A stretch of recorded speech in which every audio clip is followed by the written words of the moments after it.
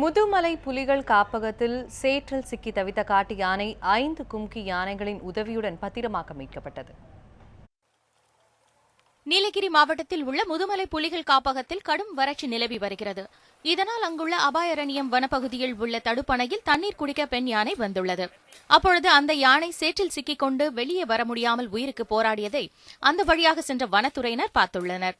இதையடுத்து சம்பவ இடத்திற்கு 5 கும்கி யானைகள் வரவழைக்கப்பட்டு அவற்றின் உதவியுடன் பெண் யானை சேற்றிலிருந்து பத்திரமாக மீட்கப்பட்டது.